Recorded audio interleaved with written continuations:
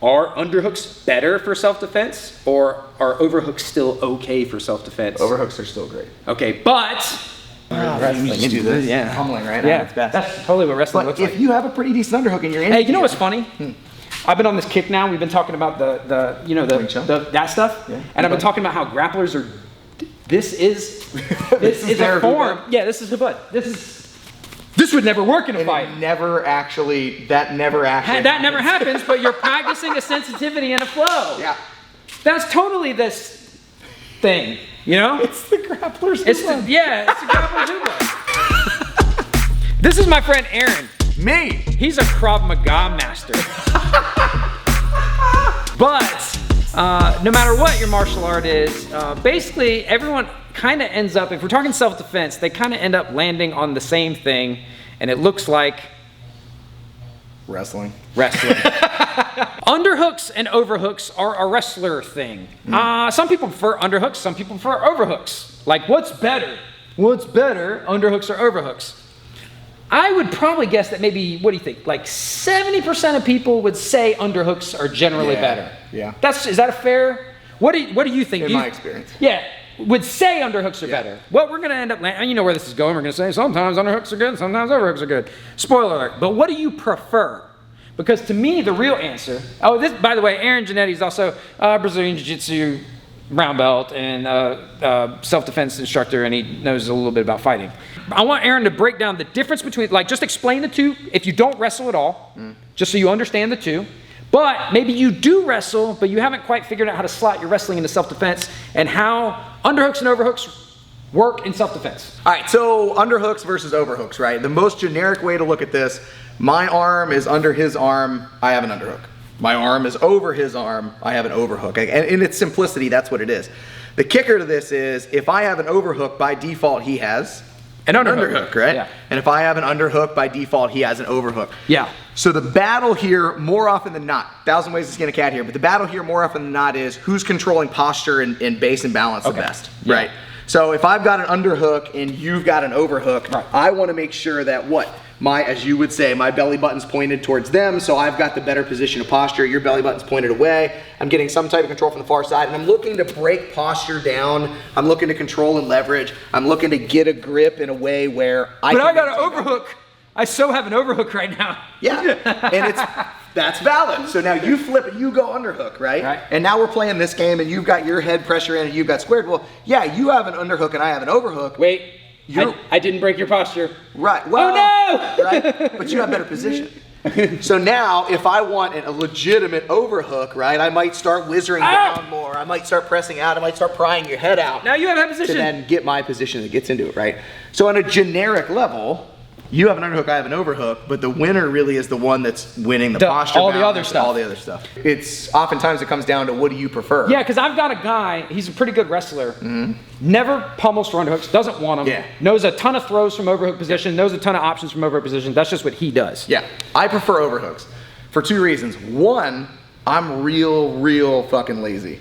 Yeah. So what are 70+% of people doing? They're pummeling for underhooks, so you can take the underhook and I'll just work the overhook. That tracks with a lot of stuff I do. I like to, if you want this thing, why don't I just think, fine, have it. Give it to me. Yeah. So that's one thing. So I think underhooks are better. Yeah, so and you're going in here and it's like, okay, cool, this is where I like to play my game anyway. Yeah. Right, and I start to get all the stuff that I love. Now, here's the one thing that I've found, and that's you know who challenged me a lot on underhooks, my belief on underhooks was Craig Douglas. Because when you're talking about a weapons-based environment, where are most of the weapons? I'm glad you brought that up. Because some nerd in the comments is like, never grapple in self-defense. Why would I need to know how to do this? Well, because if I've got a knife in my pants here, and I mean to sanitize that later. Oh, yuck. If I've got a knife in my pants here, and you, Mr. Overhook boy, want your overhooks or whatever they are, he's not stopping me from getting to here.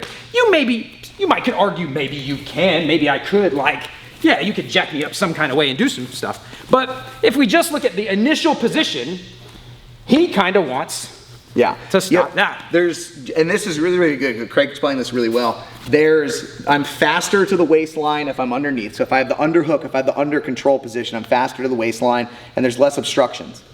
So if I have the underhook, there's more things in his way to get to his own blade than are in my way versus the overhook. And then vice versa if I want to do weapons access. And if you can't, if you're still not sure, like if you have no, so this video's for 2 people. Yes. If you have just 2 though. Yeah, if you have grappling experience, you might think, well, I already knew the answer was, it depends on what I'm looking for, what kind of throw. But when we talk about self-defense, there's other stuff we have to think about. Yes. And if you don't know anything about this, let's just look at it like this. I want to get to my knife, right? It's harder, right? Aaron wants to stop me from getting to my knife. It's harder, right? Like if you don't get why, and I'm remiss to say, underhooks are better for self-defense. If I have an overhook, right?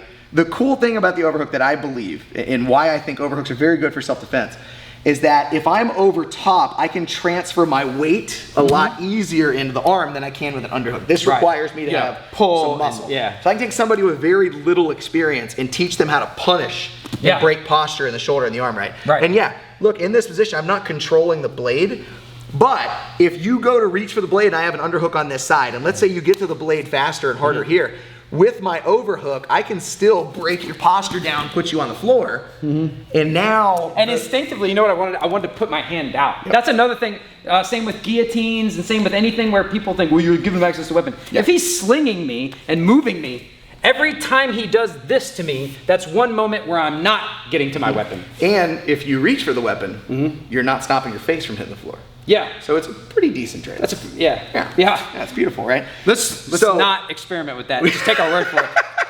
So if you're reaching for that and you get into it, okay, I may have lost the battle of who has access to the blade. Right. I still have good potential options from here. If I have good structures, right? So I have my good pressure down in with my overhook. I go to pull. I can crank. I can snap. I can hit. I can drag. And now it's okay. Not okay. I would prefer you don't get the knife out ever. But I can use a good, dominant, aggressive, angry fucking overhook. Do you have anything? To get you better. Do you have an answer for if we're in whatever kind of battle? If you have the overhook on my side that's trying to access the weapon. Yes. You know what I mean? Like, like so you would think like I could still access it from here because I have this underhook. Yeah. Like. So look again. If you look at the breakdown of overhooks in general, right? And I start looking, I want to constantly, like, if I'm lazy about this, I'm going to screw this up no matter what I'm trying to do. So I should be biting this down right out of the gate, right? But I have an underhook. I should be able to get into my weapon. Right. So I'm breaking, I'm getting you essentially externally rotated. I'm pulling through here, and I'm cupping behind the elbow. So that way, as you're trying to break through and reach, it at least makes it harder. Slow you down if you get into that, right? Now look. Here, I should still be looking at this, I should still be looking at this, and all this type of fun stuff. But if I understand where you're going, for you to go... We need to rewind, because I see you in the comment section. I see the guy right now. Aaron, I'm going to teach you how this works. You know what he's saying right now? He's saying, sure, you're doing a good job stopping this hand, but you're not doing a good job at this moment stopping this hand. Correct. But he is, because he'll feel me going for it, and he's got the underhook that's stopping me from doing that. Or making it harder. Or making it harder, yeah. So we're not stopping them from doing it. Good wrestling, good grappling, good training. I will have a better chance of doing whatever I want to do from whatever position is given to me. Perfect. Good version of it. Yes, that's a good summation, because what I really wanted to do was explain to the guy with no wrestling why he needs some wrestling. Yeah. You know? You were a Krav Maga master. That's the actual term, right? Yeah. Double master. Double master. Yeah. And then you realized my wrestling needed work, and then you dive deep into wrestling. No. I realized I had no fucking wrestling. Oh, okay. I was trying to help you out. Painfully obvious how bad my wrestling was. And you've adapted that as a huge part of your program here. Yes. So I wanted the guys with no wrestling to understand why we keep going back to on this channel and in all of your content, which I'm going to link Aaron's stuff down below. Go check him out. And basically everyone that we work with, learn from, or look up to. Anybody who's put legitimate time into on the mat. It's like, man, wrestling is good. Yes. All right, so if you don't know wrestling, I'm explaining to you why wrestling is good. But if you do know wrestling and think, well, I know my wrestling and I know how to do my stuff, and you ever want to understand self-defense or teach someone self-defense, understanding why just being the overhook master in clinch fighting or the underhook master, like I always get the underhook, I always get the underhook, I always get the underhook. Yeah, but maybe we need to be able to help a person who doesn't always get the underhook. Yes. Or maybe you've decided because of other reasons in that moment from that side and that time that an underhook isn't the best idea. Right. Because the consequences are greater. You might have an 80% game with your overhooks only. You know, 80% of the time you're wrecking every dude you grapple with. Yes. Cool.